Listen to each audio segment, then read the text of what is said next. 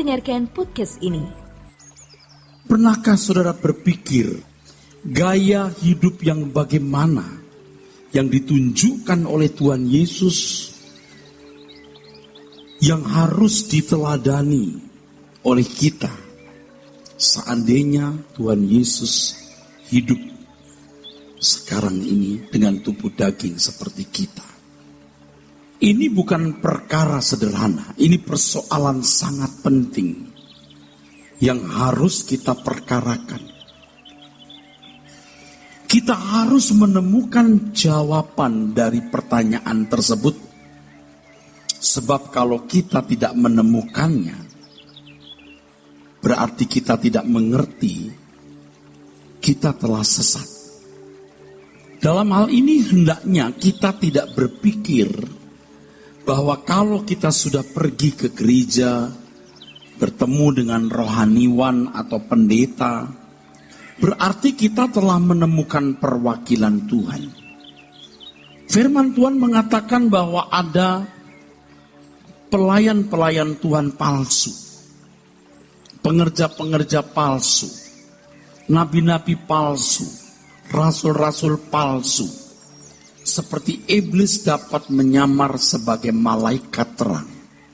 2 Korintus 11 ayat 13-15. Karena Tuhan hidup, maka kalau seseorang memperkarakan ini, pasti mendapat jawaban dari Tuhan.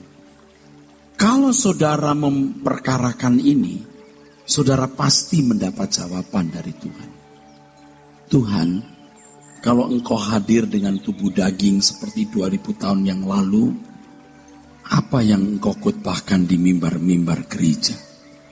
Gaya hidup macam apakah yang Tuhan Yesus tunjukkan supaya aku teladani? Tuhan Yesus menjanjikan bahwa orang yang haus dan lapar akan kebenaran akan dipuaskan.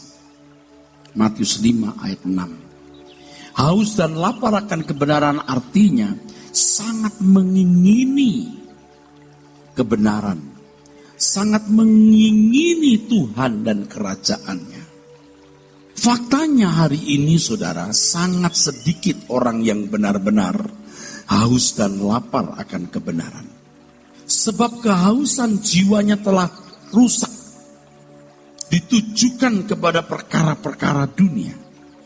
Pada umumnya orang belum atau tidak sungguh-sungguh mengingini Tuhan dan kerajaannya. Kalau ada keinginan, ada hasrat, sangat tidak memenuhi standar. Jauh dari standar yang Tuhan kehendaki. Kalau mengasihi Tuhan harus dengan segenap hati, segenap jiwa, segenap akal budi. Kalau kehausan akan Tuhan, itu harus kehausan yang sangat kuat. Harus kehausan yang dalam. Dan mestinya, seperti pernyataan pemazmur, selain engkau tidak ada yang kuingini di bumi. Tetapi sekali lagi saudara, hampir tidak ada orang yang memiliki kehausan yang standar itu. Tidaklah mengherankan kalau banyak orang tidak memperkarakan hal tersebut. Seandainya Tuhan Yesus datang dan berkhotbah di mimbar gereja, apa yang diajarkan? Kalau ia ada di tengah-tengah kita secara fisik, gaya hidup macam apa yang ditunjukkan? Banyak orang tidak peduli apakah yang mereka dengar palsu, apakah yang mereka dengar palsu atau orisinil dari Tuhan. Sebab memang mereka tidak sungguh-sungguh mau mengikut Tuhan Yesus. Kalaupun pindah gereja, alasannya hanya karena di sana gereja membicarakan uang. Di sana pendetanya hidupnya tidak benar. Di sana pengerja-pengerjanya melakukan pelanggaran moral. Di gereja itu tidak nyaman. Lalu pindah gereja. Tetapi pindah gereja itu dasarnya karena alasan-alasan tersebut. Bukan karena mengingini Tuhan. Bukan karena mengingini dengan kuat kerajaannya. Kalau seseorang tidak berhasrat untuk menemukan Tuhan dan kerajaannya, biasanya orang menerima saja apa yang didengar dan dilihat di dalam gereja. Apalagi kalau sudah menjadi anggota gereja itu sejak kakek, nenek, opa, omanya. Salah benar gerejaku. Right or wrong is my church. Dan hal itu fakta. Ada orang-orang juga yang berkeluh kesah bersungguh-sungguh di satu gereja, tapi dia tidak pindah juga. Ya inilah gereja. Sebab dia merasa inilah perwakilan Tuhan. Gereja sebagai lembaga dan pendeta-pendetanya, pelayan-pelayan jemaatnya sebagai individu. Tidak usah pindah. Apalagi kalau gereja yang mengancam anggotanya kalau pindah akan terkutuk. Udah gak pindah.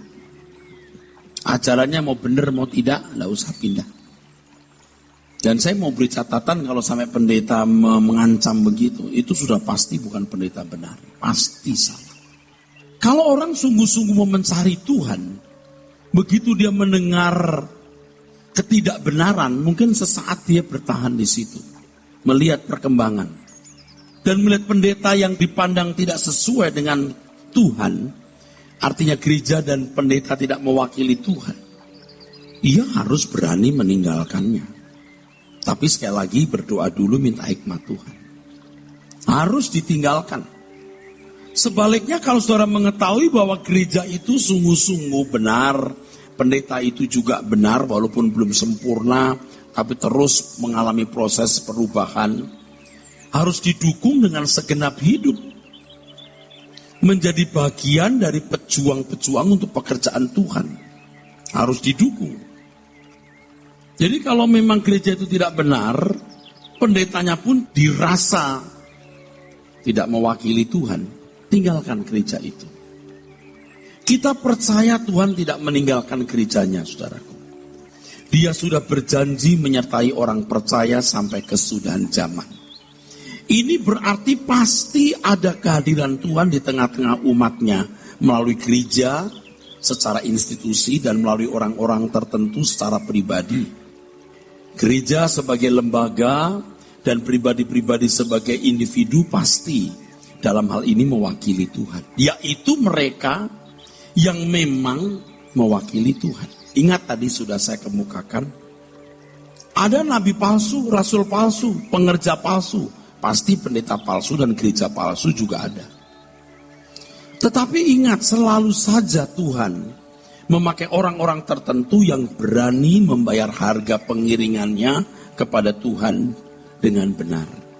Pasti Tuhan memakai orang-orang yang dijadikan penyambung lidah Tuhan atau juru bicaranya yang mewakili kehadiran Tuhan di tengah-tengah umat, guna menampilkan gaya hidup yang seharusnya dikenakan oleh umat pilihan.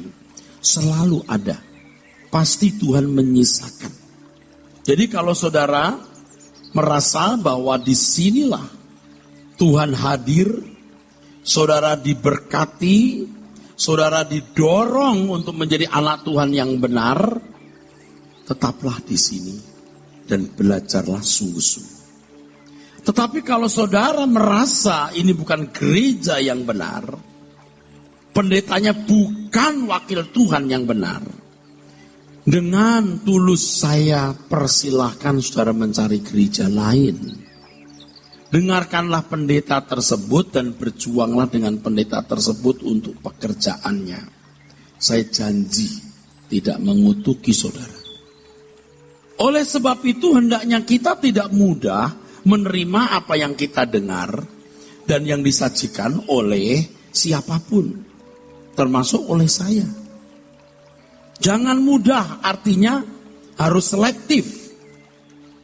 Kita harus bergumul dengan Tuhan, Allah yang hidup, untuk menemukan pemberitaan firman Tuhan atau kebenaran yang benar-benar mewakili suara Tuhan. Kita harus bergumul bertanya kepada Tuhan untuk menemukan gereja dalam arti lembaga atau institusi yang bisa mewakili Tuhan, menjalankan roda pelayanan, meneruskan amanat agung Tuhan Yesus. Saudara harus berdoa. Saudara berdoa, sungguh-sungguh bertanya, Tuhan, gereja mana yang benar? Pendeta mana yang benar? Saudara harus menggumuli ini. Jadi kalau saudara merasa ini bukan gereja yang benar, kalau ini gereja yang tidak mewakili Tuhan, dan pendetanya juga tidak mewakili Tuhan, saya harap segera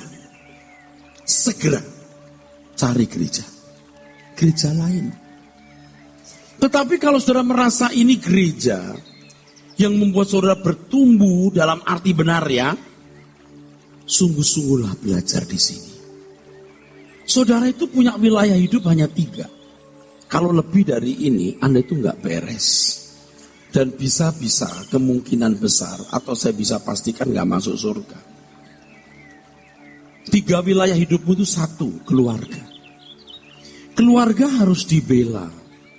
Yang pertama tentu orang tua, lalu keluargamu. Saya berdoa, saudaraku, dulu saya tidak bisa, terus terang baru hari-hari ini.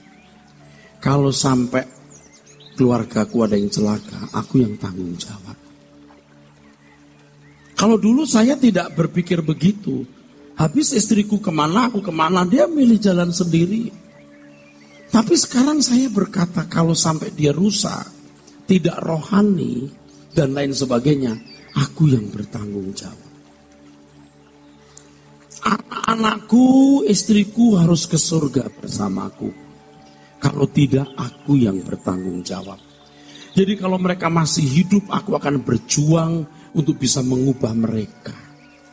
Jangan menyalahkan pasangan hidupmu. Dulu saya tidak terlalu berani mengatakan ini. Sekarang saya sadar, it is my responsibility. Ini tanggung jawabku. Dengan demikian kita lebih bisa menerima pasangan kita. Saya diam-diam membelim pasangan hidup saya. Saya membelim kekurangan kelemahannya. Sekarang setelah saya mulai sadar, saya diam. It is my responsibility. Her mistakes is my mistakes. Kesalahannya kesalahanku. Bapak-bapak, pria-pria harus berani begitu. Maka kita akan berjuang untuk hidup benar, hidup suci, supaya kita bisa menjadi teladan, mempengaruhi mereka. Wah, Bapak nggak tahu aja istri saya kayak apa. Dia itu, waduh Pak, setan ya. Itu udah jahat, dia lebih jahat dari setan. Nggak boleh begitu, saudara. Kalau sampai suamimu salah, suamimu selingkuh, jangan salahkan dia saja. Pasti kau punya bagian dari kesalahannya. Enggak Pak, jangan. You mau dengar pendeta ini nggak? Duniamu hanya 1 keluarga. Selamatkan mereka. Berjuanglah untuk itu. Supaya kita tidak melihat anggota keluarga kita ke neraka. Yang kedua, wilayah hidupmu yang kedua adalah pekerjaan, nafkah, usaha.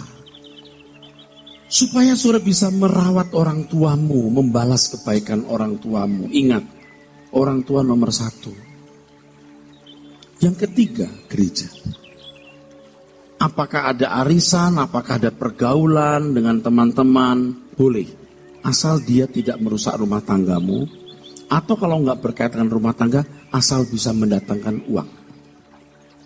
Arisan, misalnya, kalau yang arisan itu istri-istri pejabat, atau istri dari pengusaha yang menjadi kolega bisnis suamimu, ikutlah ibu-ibu arisan, itu bagian dari perjuangan kok.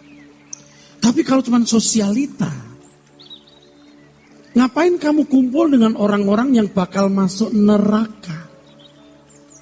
Pakai. Bapak-bapak ya, saya mungkin punya temen, udah akrab Pak, kita mau ngopi, mulai jauhi. Ngapain kita bergaul dengan orang yang tidak takut akan Tuhan, yang menyita waktumu?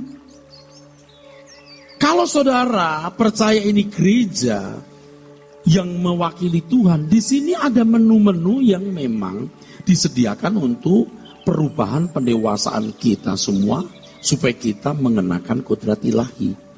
Kalau saudara bilang, aku enggak minat, boleh enggak saya ngomong, jangan tersinggung. Saya enggak minat begitu. Sebaiknya dulu kamu enggak pernah jadi manusia. Manusia cuma 70 tahun, lalu meluncur ke api kekal. Jadi apa? Semua ini kita kerjakan bukan cari uang loh. Kalau saudara meragukan, ya sudah, enggak apa-apa. Carilah gereja lain. All out lah di sana. Sungguh-sungguhlah di sana. Jangan di sini. Pak, saya kesini cuma mau mampir lihat-lihat. Oh ya, boleh. Sampai kapan? Saya kasih waktu nih. Gitu amat sih, Pak. Kalau saudara lihat api kekal, Anda mengharapkan saya bicara lebih keras dari sekarang. Kalau saudara yakin ini gereja yang benar, ini pendeta yang benar, ayo ini menjadi rumah kita bersama. Kita belajar di sini bersama. Kita bertumbuh bersama. Kita juga melawat orang-orang di luar untuk bisa masuk ke dalam keluarga kerajaan. Dukunglah pekerjaan Tuhan di sini. Kalau tidak, carilah gereja lain dan dukunglah di sana. Supaya hidupmu berarti. Bagaimana kita bisa menjadi pengikut Tuhan Yesus tanpa mengerti dengan benar apa yang dikehendaki oleh Tuhan Yesus? Guna diajarkan kepada umat pilihan. Bagaimana kita bisa menjadi pengikut Tuhan Yesus kalau kita tidak menemukan pola hidup yang seharusnya kita kenakan? Jadi kita harus mengerti apa inti pengajaran Tuhan yang abadi. Yang seandainya Tuhan Yesus hadir di sini, beliau akan khotbah itu. 2, seandainya Tuhan Yesus hidup pada zaman sekarang, Tuhan akan menampilkan hidup seperti itu yang kita harus teladani. Ini tugas berat pelayan-pelayan jemaat. Pertama, saya gembala jemaat. Kedua, gembala wilayah. Yang berikutnya, seluruh pengerja. Beratnya pelayanan bukan di teknis pelayanan, tetapi mengajarkan kebenaran dan menjadi teladan hidup. Jadi kan kalau jadi aktivis, nanti konseling, nanti menasihati orang, datang besok. Kalau tidak mengerti kebenaran, nanti salah lo membimbingnya, saudara. Kalau tidak menjadi teladan, siapa yang diteladani? Makanya kalau saya berkata, ayo datang suara kebenaran, ayo ikut PA, doa malam. Maksudnya supaya saudara pantas menjadi perwakilan Tuhan. Bukan sekedar jadi aktivis gereja yang menjalankan pekerjaan teknis. Ini demi keselamatan saudara. Jangan jemaat nanti masuk surga, pengerjanya masuk neraka. Jangan di kebaktian doa, jemaat begitu rajin, aktivisnya tidak ada. Wah, marah nih. Kalau kamu lihat neraka, kamu menghendaki saya berkata lebih keras dari ini. Memang ada pengerja-pengerja yang rumahnya jauh, Cibubur sana. Itu pun sering ikut doa loh, dan hampir selalu ada loh. Sudah umur, kadang-kadang yang muda-muda. Saya gak ngerti kamu itu kok gak ngerti kebenaran ya.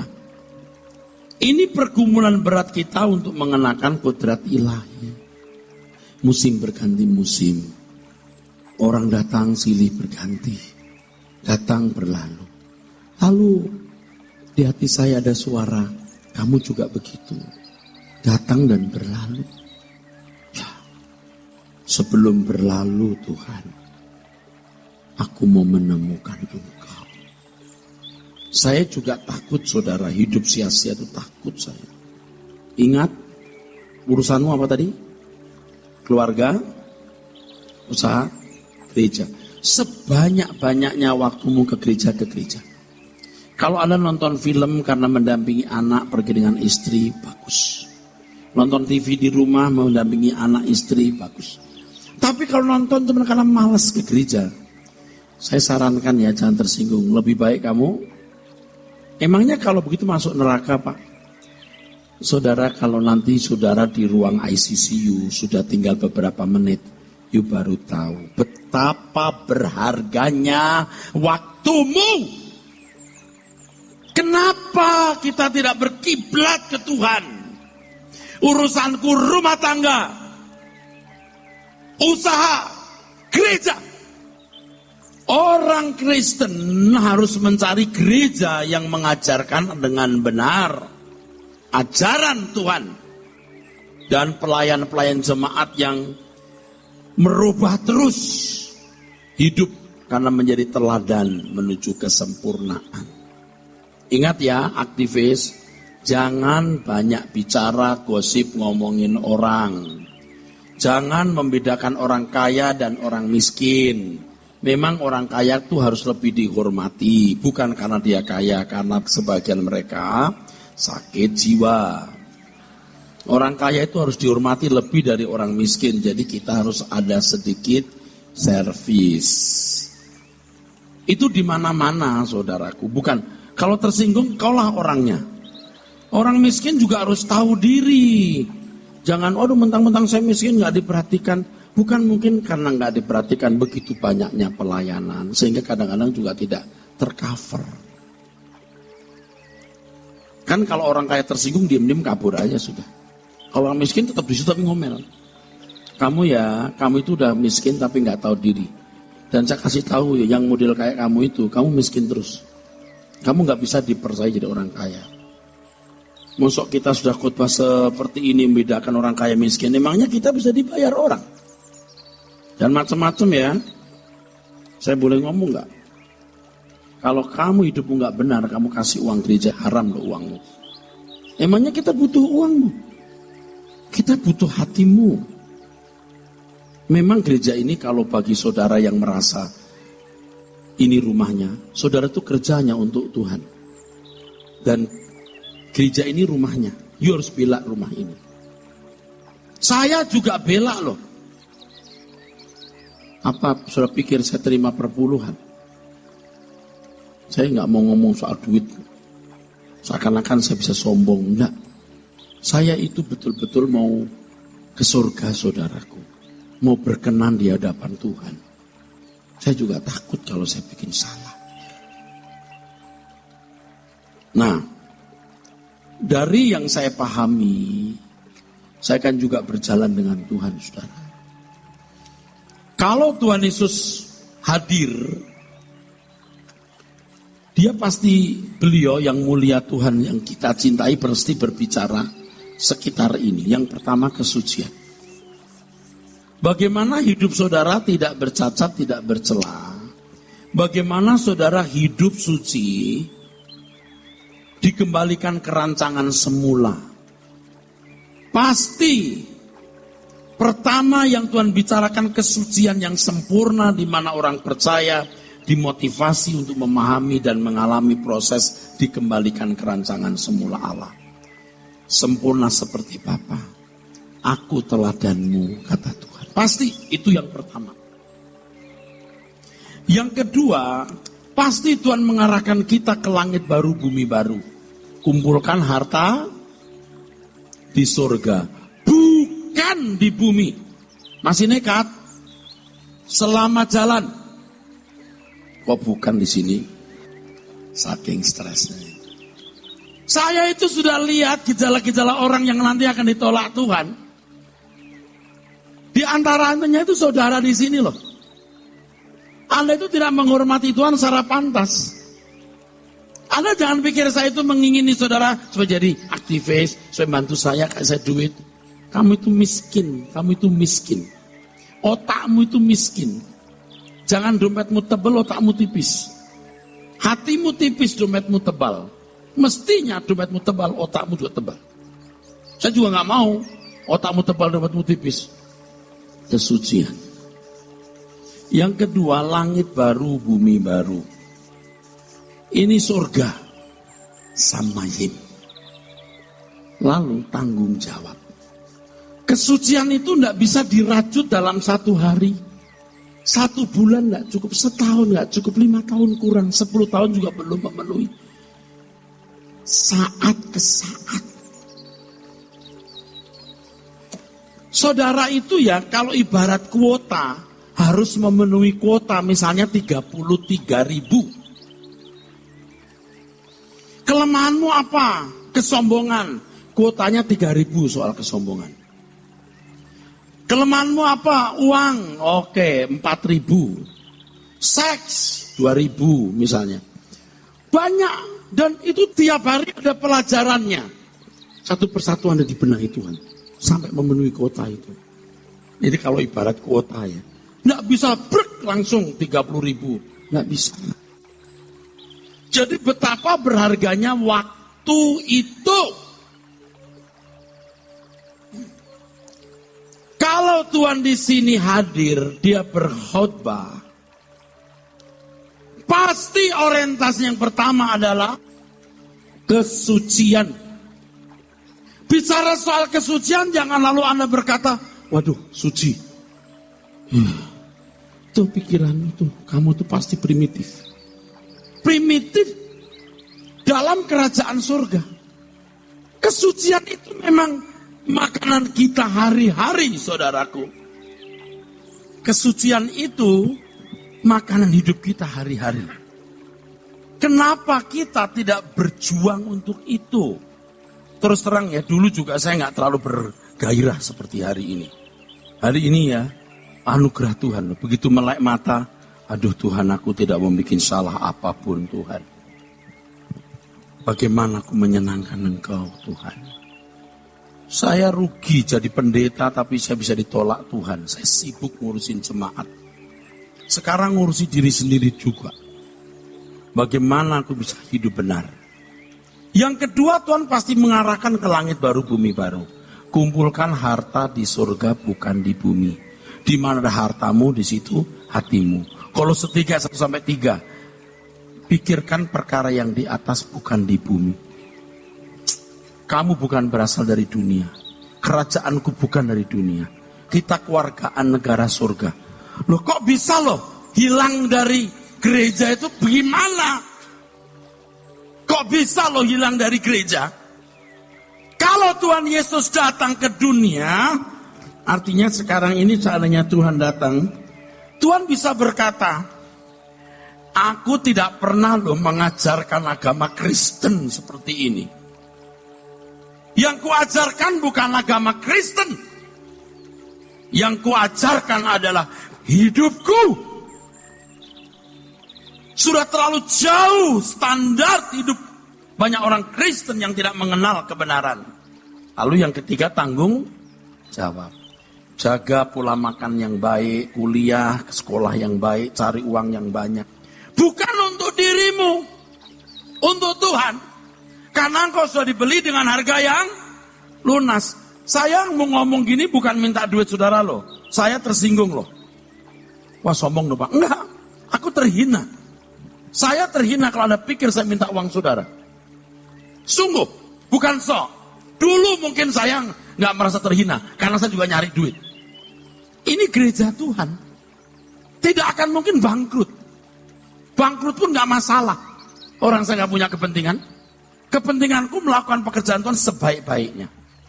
Anda itu ya, sekolah, kuliah, karir, bisnis, dagang, jadi dokter, suster, praktisi hukum, pendidik, hanya untuk Tuhan.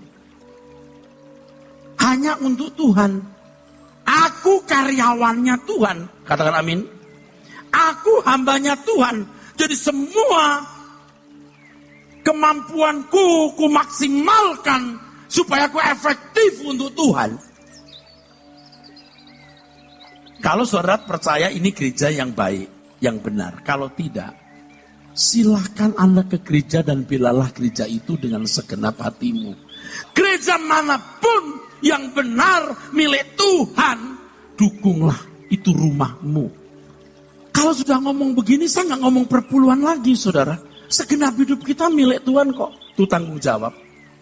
Loh, kalau sampai kolektornya nggak diedarkan, cuman kotak. Jadi orang bisa masuk sebelum dan sesudahnya. Tidak memberi pun orang nggak tahu dia sudah memberi atau belum.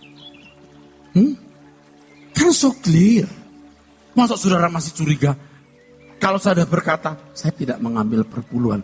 Kan sahabat-sahabat saya di sana tahu saya bohong enggak. Kalau bohong udah kabur dong. Bukan sok, Pak. Saya ngomong begini kalau suatu hari saudara ketemu Tuhan, Anda bersyukur karena yang kau bela adalah raja di atas segala raja. Saya kalau lihat film silat atau film-film dinasti, saya kagum terhadap kesetiaan kawula bangsawan hulu balang terhadap kaisarnya. Luar biasa. Padahal kaisar itu belum berbuat apa-apa untuk mereka. Nah, sekarang Tuhan Yesus telah berbuat apa-apa untuk kita. Jangan-jangan Tuhan kalau bisa berbisik bisa berkata gini, udah ya Rasto jangan emosi. Ini kayaknya saya dengar begitu. Udah jangan emosi, jangan marah. Seandainya aku bicara, aku tidak sekesar kamu loh. Sorry. Kalau orang belum dijamah hatinya, kamu mau bicara dengan air mata darah juga nggak robah. Hatinya sudah salah. Musim berganti musim, manusia berlalu, saudara akan berlalu. Tapi apa yang telah kita buat untuk Tuhan, itu akan diingat Tuhan terus. Dan saya cuma mengajak supaya Anda beruntung. Sampai ku tua nanti, sampai di surga nanti, selalu untukmu, selalu untukmu, selalu untukmu, Tuhan dan Rajaku. Semua yang ku perbuat, baik siang dan malam, selalu untuk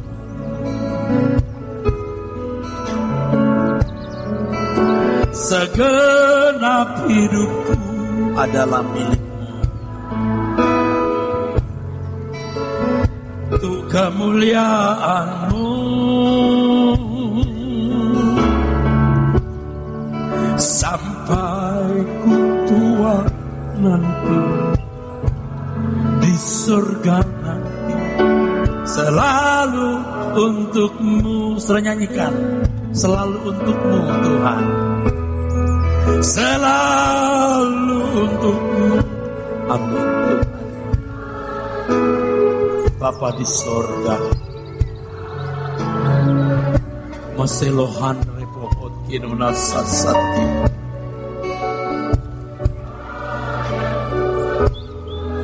halamiku liar hati noso sobikasi, segenap hidupku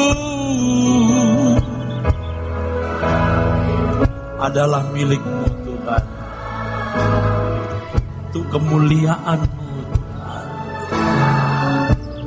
Sampai ku tua nanti,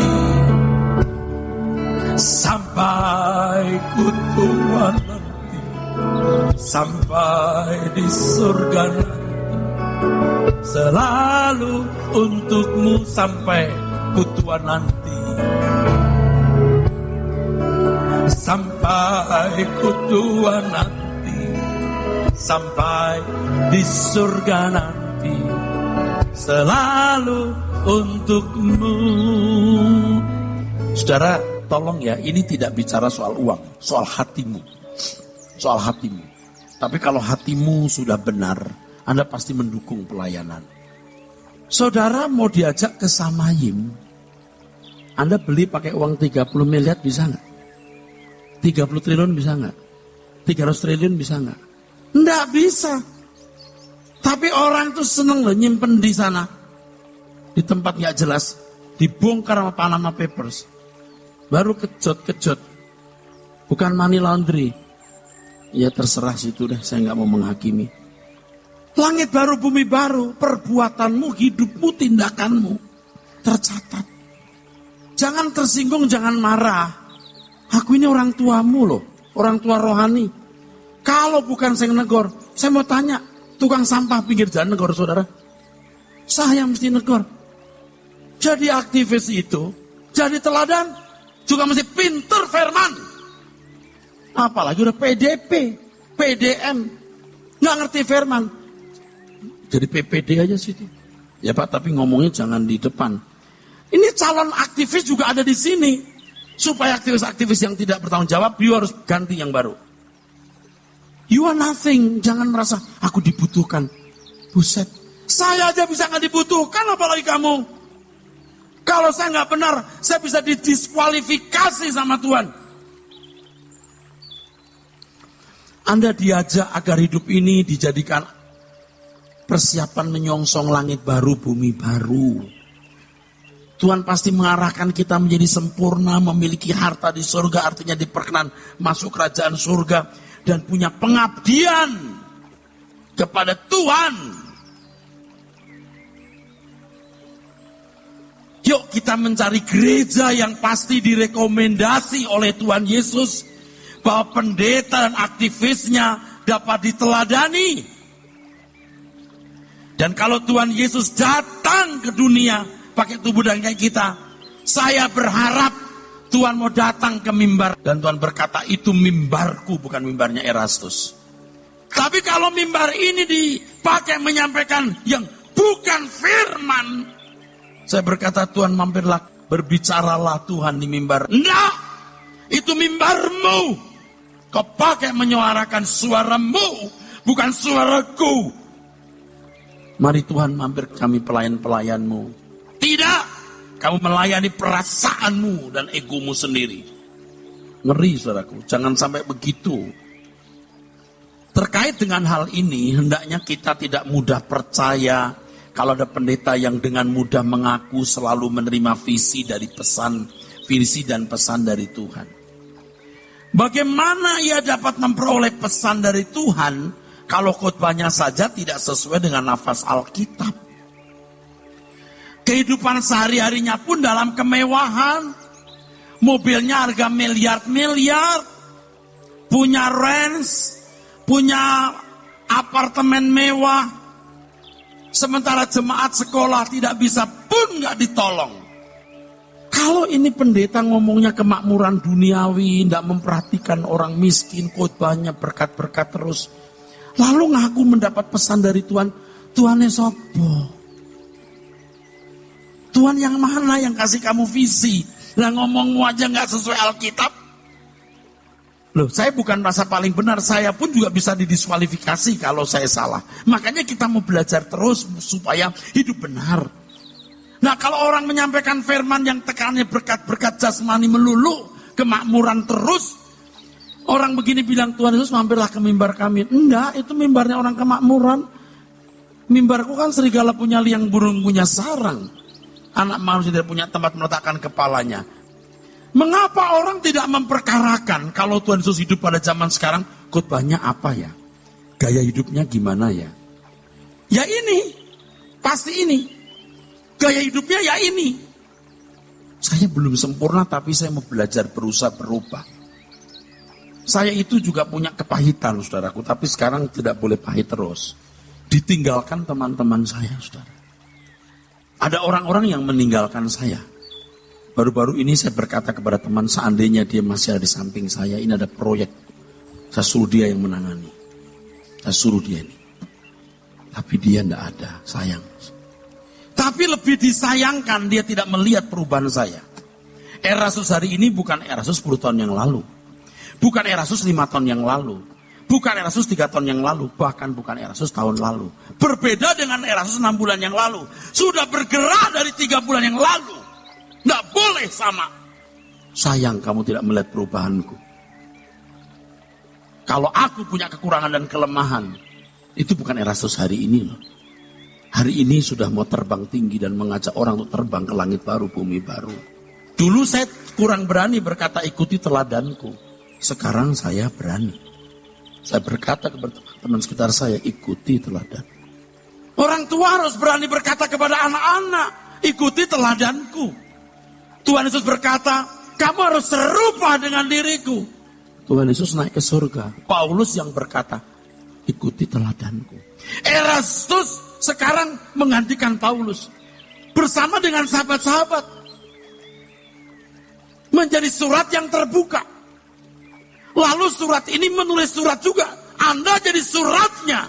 Yang dibaca semua orang. Dimanapun Anda berada. Banyak orang gak siap, saudaraku. Karena masih mencintai dunia. Catat kalimat ini. Ready to die, ready to live. Kamu siap mati, baru kamu siap hidup. Nggak berani mati. Ya sudah, nikmati dunia sampai hari tuamu, kamu tidak bisa berubah. Kamu memilih jalan itu, selamat tinggal. Tapi kalau saudara memilih jalanku, ayo kita ikut jalan ini. Anda tetap akan bahagia, akan senang, punya rumah bagus, punya mobil bagus. Nggak salah. Tapi hatimu terikat kepada Tuhan, bukan di dunia ini. Tuhan Yesus berkata, kami meniup seruling bagimu, tapi kamu tidak menari. Kami menyanyikan kidung duka, tapi kamu tidak berkabung. Artinya gini, kamu maunya apa sih? Di gereja ini kamu gak sungguh-sungguh. Di gereja lain kamu gak pergi. Kamu apa? Seperti anak sekolah gini. Kamu maunya apa sih? Sekolah, Mam. Maunya apa kamu? Sekolah, Mam. Sekolah kok mifasol. Hah? Dikit-dikit izin, dikit izin. Kau maunya apa? Sekolah. Tapi kok sekolah nilainya mifasol? Mendingan jangan sekolah, betul nggak? Sama, saudara percaya ini gereja yang benar. Loh, bukan yang amin? Saudara percaya ini gereja yang benar? Sungguh-sungguhlah. Kalau enggak, yuk pindahlah gereja lain. Bukan ngusir. Tuh, ngusir lagi tuh Pak Eras. Enggak. Jangan mi fa sol do re mi sol do la sol mi re do mi re mi sol la sol la mi re do sol mi re do la do kok la sol la tuh do la sol re mi sol la sol mi la sol terus la sol la do la sol re mi sol la sol mi re do. Gimana sih do terus? Yang tahu tahu bahwa saya nggak ngarang. Maksudnya begitu kan? Sol do re mi sol do la sol mi sol la sol mi re do mi re mi sol la sol la mi re do sol mi re do la do gitu. La do la sol la do la sol re, mi sol la sol mi la sol. Lagunya itu jangan begitulah. Yuk kita berubah yuk, amin. Nggak boleh marah-marah ya. Kalau saya ikut begini kayak stres ya. Susah hati gitu saudara. Karena saya sudah lihat gejala-gejala orang mau masuk neraka. Kamu kali tolak Tuhan nanti. Udah deh, Tuhan berkati.